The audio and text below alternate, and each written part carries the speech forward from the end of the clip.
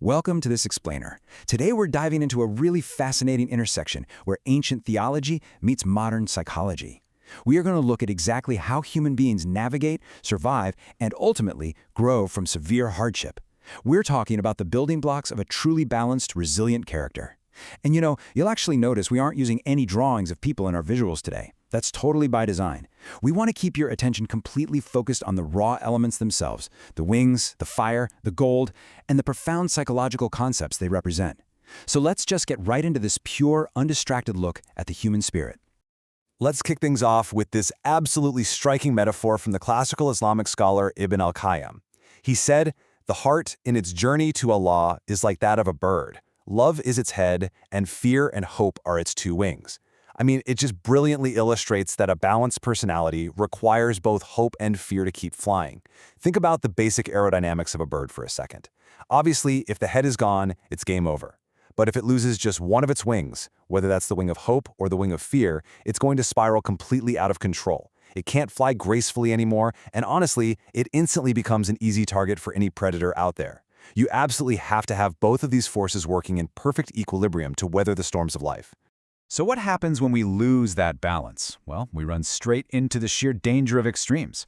On one side of the spectrum, we have this whisper of absolute despair. This is that dark internal voice saying, "You're going to hell anyway, so why even bother?" It just paralyzes you with suffocating fear. But then, on the complete flip side, you have the whisper of complacency. That voice tells you, hey, Allah is all merciful, why bother? And it gives you so much unchecked hope that you just get lazy. You stop striving, you stop putting in the work, because you just assume everything will be fine no matter what you do. And here's the crazy part. Even though these are total polar opposites, they both lead you to the exact same devastating destination, which is complete and total inaction.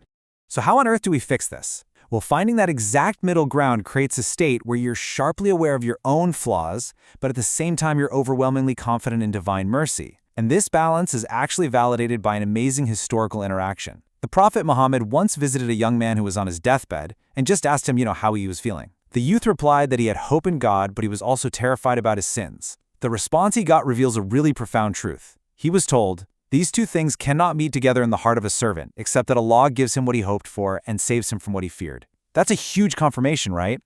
Holding both of those seemingly opposite emotions at the exact same time is literally what brings about ultimate salvation.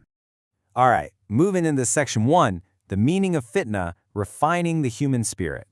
You see, this delicate balance of hope and fear isn't just tested in a vacuum. It gets aggressively challenged by the inevitable, often really painful trials of life.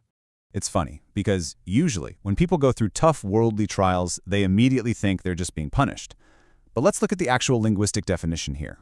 The Arabic root of the word fitna comes from the phrase fatentu al-fida wal dhahab.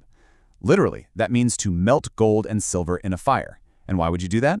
You do it to burn away the impurities and separate them from the precious metal. So, far from just being some cruel, blind punishment, this word actually describes a harsh but incredibly necessary smelting process.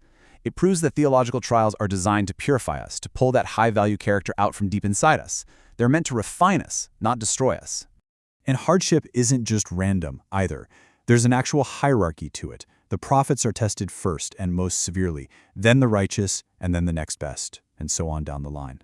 It's a direct, proportional relationship. The absolute strongest individuals endure the heaviest tests. Basically, according to the source texts, you're tested based on your level of commitment.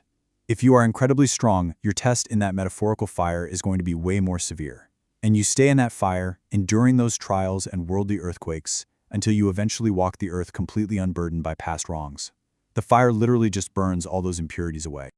We actually see this exact purification happening in the real world today. Just look at Muslim activists in Kyrgyzstan.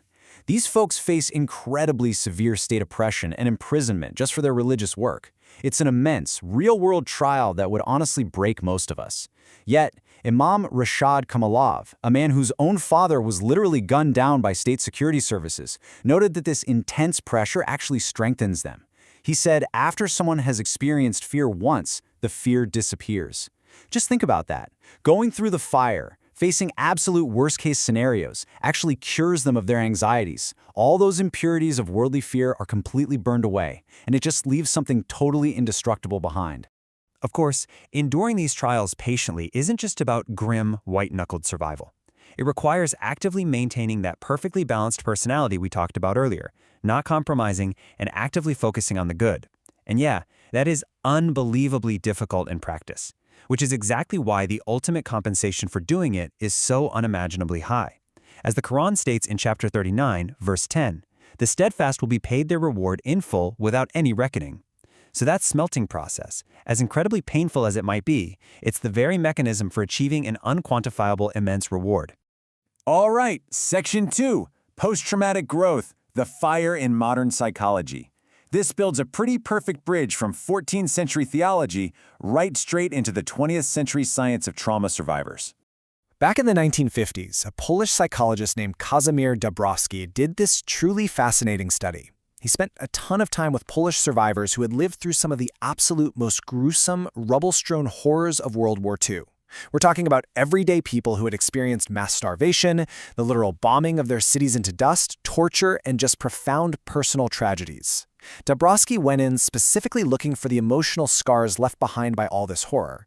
He was trying to figure out, from a purely clinical perspective, how human beings coped with such massive, overwhelming levels of worldly testing. And what Dabrowski discovered was just staggering. Look at this contrast. Before the war, a lot of these survivors actually described themselves as lazy, entitled, ungrateful for their loved ones, and constantly consumed by pretty petty everyday problems. But afterward, the shift was unbelievable. They felt highly confident, deeply grateful for whatever little they had, and completely unfazed by life's trivialities. The horrific trials of war acted exactly like that smelting fire of fitna we just talked about. The intense, unrelenting heat of their suffering actually burned away their entitlement and their pettiness. It left behind a much stronger, purer, and far more resilient character. Now, I want to be super clear here. It is absolutely vital to recognize that these experiences were undeniably horrific. It's not like these survivors were happy about having to experience the trauma of war, and many of them, of course, still carry deep, lingering emotional scars. But the crucial takeaway is that a really sizable percentage of them managed to leverage those exact scars to transform themselves in incredibly positive and powerful ways. Through their profound suffering, they essentially proved the ancient theological concept of fitna, that fire purifies gold, but they proved it in a modern, clinical, psychological setting. Okay, so let's wrap up this explainer by turning the focus right back to you. We've seen how both ancient wisdom and modern psychology completely agree on this one big idea. Hardship is a crucible. It's meant to refine you. So take a second and reflect on the rubble and the smelting fires in your own life right now. If fire is what makes gold pure, what are your hardest trials making of you? Thanks for joining us, and keep striving for that perfect balance.